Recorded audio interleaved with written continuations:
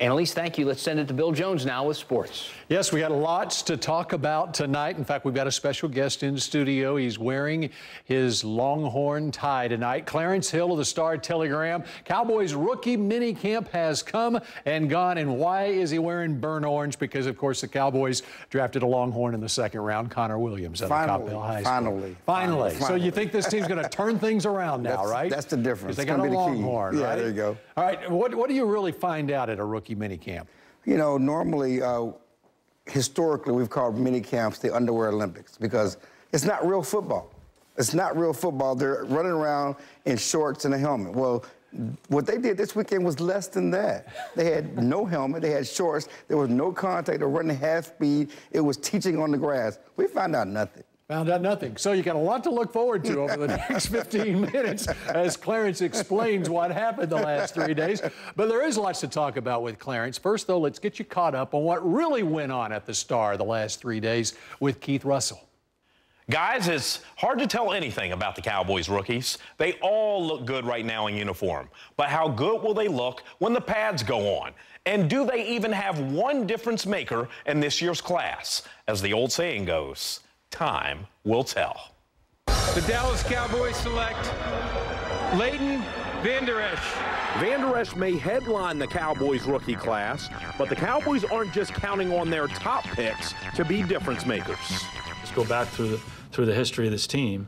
A lot of guys who have been drafted late or were undrafted and came in as college free agents have been big-time players. And it doesn't matter where they came from, how much their signing bonus was. We're going to look at what they do, and we're going to give them an opportunity to help our football team. That means having a short memory of being the big man on campus, because you're not the big man anymore, at least not yet. It may be hard for some people, but I've already forgot what I did. You know, it's a new beginning for me. You know, I'm moving on. You know, I still got to get better. I can only control what's going on right now. I don't know what my role is going to be. My job is to try to come in and make the team. One of the big questions for the Cowboys is why do they keep adding players from Boise State to the team? From first-round pick Leighton Vander Esch to sixth-round receiver Cedric Wilson to defensive end DeMarcus Lawrence to defensive lineman Tyrone Crawford to recently departed cornerback Orlando Scandrick to quarterback coach Kellen Moore, what is the Cowboys' connection with Idaho, besides the fact that everyone loves potatoes? That'd be a great question for other people. Yeah, I think obviously players have had success. There's been success here with you know, the guys that came from Boise, and so I think, you know, obviously when you have success like that, you follow a similar trend.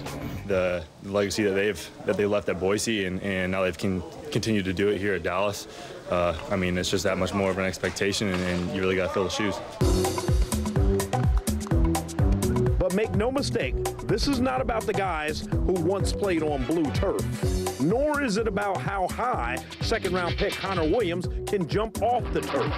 It's a dream come true, and you have to step back on the field and realize, I mean, that what you're working for is, I mean, I understand what the logo represents, and it means so much to me, and so just to be able to be on the field is a huge honor. And that honor is not to be taken lightly.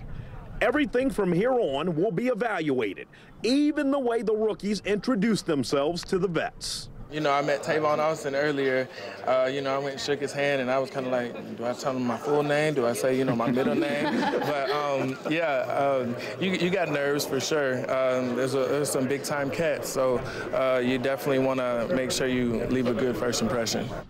One of the biggest questions of the offseason, who will replace the production of Dez Bryant? Bill, Clarence, this question's for you. Does Michael Gallup have a shot to do that? Very good question there, Keith. Shout out to Bill Ellis making that rookie minicamp sing there. Okay, Michael Gallup, Dez Bryant. There's no comparison, right? No. He's a third-round pick. It's not about Michael Gallup, and certainly he's a rookie who has a bright future, good upside. You certainly like his potential for the future to maybe develop into number 2, possibly number 1. But this is about the group. This will be a wide receiver by committee. Sanjay Lal, the Cowboys added to this coaching staff. And Sanjay Lal, just talking to him. He's the new receivers coach. He's a bright coach. He's a technician. He's going to teach techniques. He's going to have these guys running precise routes. That's going to be the difference. That's what they hope is going to be the difference. Well, time will tell. Well, Michael Gallup's going to get every opportunity, though, this offseason because Terrence Williams is injured, and he's not going to be participating the next, 2 months. Right. I mean, he's going to get opportunities, but, you know, they signed veterans, Allen Hurns and Deontay Thompson, so they have Terrence Williams and Cole Beasley. They have a group of receivers that they like, that they think they can coach up. You know, it's really about what's best for Dak Prescott. He doesn't really, at least from the Cowboys' point of view, he'd rather throw to the open guy than force the ball to number one guy and have the pressure of doing that. He wants to be able to go back and sit back there and look through his reads and throw to the open receiver. Their job is to get open and run precise routes. And that's what they did this weekend. They're taking it all the way back to the beginning. They ran routes without the ball, without catching passes, just running routes to make sure they're technicians. All right, they got the third-round wide receiver out of Colorado State in Michael Gallup. Took a tight end in the 4th round, and that, of course, is Dalton Schultz out of Stanford. But which player are they going to miss the most, Des Bryant or Jason Witten? That's a tough question because you're going to miss Witten's leadership. And certainly you're going to miss Dez, his ability to catch touchdowns in the end zone, you know, red zone threat. But let's remember one thing. We're not missing Jason Witten in 2007 on the field. And we're not missing Dez Bryant of 2014 on the field. He caught 69 balls last year, had 6 touchdowns. So, you know, it's going to be tough deciding which one they can replace, but I think that they can function without both of them. They're going to be faster on the outside without both of them, even at tight end. We heard Leighton Vander Esch, the first-round pick out of Boise State there in Keith's piece.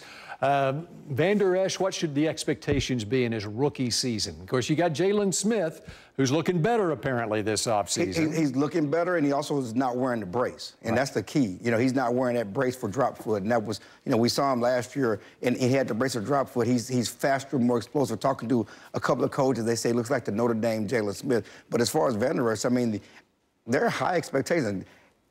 Rob Marinelli is just chomping at the bit. He's so excited. Brian Urlacher? Brian Urlacher, Rolando McClain, all wrapped into one. He's considered the perfect zone linebacker. He's going to get tip pass, intercept. That's according to Rob Marinelli. They have a lot of high hopes for this guy. They think he's going to come in and make an immediate impact. I think they've got a plan to play Vander Esch and Jalen Smith alongside Sean Lee, and they hope that Sean Lee stays healthy for a full 16 games. All right, Connor Williams, you saw his athleticism there. Of course, he's moving from left tackle inside to left guard. Could he have the most impact of any of these rookies this year? Well, it's about keeping what's strong. You know, and the Cowboys have had a strong offensive line, and last year they took a step back to a certain extent. They weren't as good as they should have been, some because of injuries, some because they didn't play as well. Connor Williams is going to get them back to doing that. He was a first-round talent who dropped the second round, was an All-American tackle at Texas, going to move in a guard with the Cowboys. And you look at this guy, you look at what those Cowboys offensive line, they're fit. You know, I talked to Nate Newton the other day. There are no more fat boys on the offensive line. These guys are fit and in shape. These are good-looking guys. It's just not about the hogs. These are big boys that can play.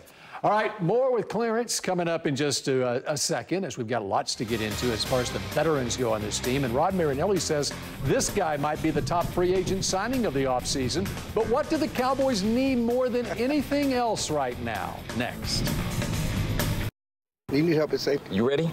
Yeah, I'm ready. All right, I'm gonna sign you up. Can I be your agent? Yes, please. Okay, we'll guarantee your contract. I'm getting your agent. Okay, no, it's you. It's you. Can I be your agent?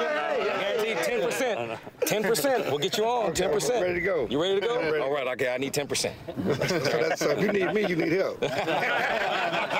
How desperate are the Cowboys at the safety position? That is Chris Richard, former Seattle Seahawks defensive coordinator, now the Cowboys pass game coordinator on defense, their secondary coach, asking Clarence Hill if he can play. You know, That's desperate. I played running back in Schulenburg High School. That's right, Schulenburg Shorthorn. Had to play two-way in Schulenburg. You know, I played running back, a little defensive back. But that was back in fall of 82 was my last year. Okay? Fall of 82? Fall of 82 was my last year. Like I said, if you need me, you need help. And they do need help. All right, let's talk Richard, though, first, because Rod Marinelli says that he might be the best free agent signing of this offseason. Kind of going back to the old Rangers when Nolan Ryan said Mike Maddox, the pitching coach, was the best free agent signing one year. Rod Marinelli gushed about two guys, Leighton Vander Esch and Chris Richard, and he gushed about Chris Richard and said, of all the additions, free agents through the draft, the best addition, the guy that's got the biggest impact was Chris Richard. And you know, he obviously is the architect of the Legion of Boom secondary, and he's going to bring some of that philosophy here. But he's a coacher. He's a coach. He's a teacher. He knows how to relate to players. I talked to Cheeto. He said he's learned more in this short time with Chris Richard than did all last season. as a rookie season. But they don't have Richard Sherman. They don't have Ken Chancellor. They don't have Earl Thomas right now. No. Can they get Earl Thomas? Well, that's the $64,000 question, and that's not off the table. And Christian Shaw has certainly stood on the table during the draft for them to go get Earl Thomas. Certainly, he has a relationship with him from Seattle, and that's still out there. We'll see. The Cowboys, Stephen Jones, Jerry Jones talked about they could still add a veteran before training camp or during training camp. What that veteran they might add? Possibly Earl Thomas. Can they go into the season with what they have at safety right now? I think they're going to add some veteran. If they don't get Earl Thomas, there'll be some veteran off the street before the start of the season. But again, they like Cheeto. I mean, not something. They like Xavier Woods. They like Kayvon Frazier. They like Jeff Heath. They need help at safety. They like Cheeto too, but they like him at cornerback. Yeah, like a corner. Right. All right. Big corners. Big corners. Yeah, big corners. That's what the Legion of Boom prided itself on. Okay, Dak Prescott. When you lose Dez Bryant, you lose Jason Witten. How much pressure is on Dak Prescott? There was pressure on him going into this year, even if he had the veteran. Big time pressure on Dak Prescott because this whole thing is about being Dak friendly. We're making this offense, in this environment conducive for him to succeed. He needs to succeed. And again, he has that big contract caveat out there coming up for him at the end of the season. The Cowboys can sign him to a long-term contract extension. And they need to decide, is Dak Prescott the guy? We all knew he was the guy as a rookie. There are people who had some doubts after last year. Well, this is the year you need to decide whether this is the guy you want to commit to going forward. Zeke Elliott, so far so good this offseason. No incidences, no issues, healthy, ready to go. Jerry Jones said he doesn't have the pressure, the psychological, the mental pressure of all that stuff that hung over him last year. They expect a big year.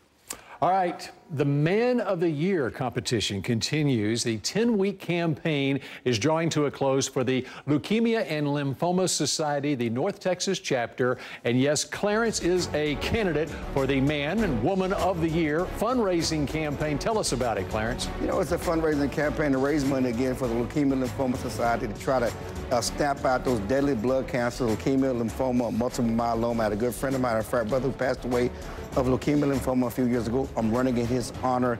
Again, it's a fundraising campaign. We're trying to raise money. It's not about me. It's about raising money for leukemia and lymphoma. Keep in mind that Babe Laufenberg, former CBS 11 anchor, his son battled this disease. We've had Babe here talking about it. And Luke, by the way, is doing really well. He had a great checkup just over a week ago. Right. That's right. And, the Texas basketball player from Irving. Andrew Jones. He also had, that's something he battled. So this is something we know, people we deal with, we can touch on a daily basis. This affects a lot of people. Please support, please donate. You've got an event tomorrow night. I have an event tomorrow night at Boston's in Arlington. Kevin Smith, Spud Webb are going to come and be celebrity bartenders. We're going to raise money, support my campaign, but it's also about supporting the Leukemia and Lymphoma Society and raising money for those deadly blood cancers. You can go to my Twitter account, Clarence Hill Jr., to donate. I have a link at the top of my Twitter account. Donate to that cause. Please, thank you. And check him out tomorrow at Boston's on Lamar in Arlington. Thanks, Clarence Hill. And we continue in a moment. More still to come as we look ahead at a busy week to come.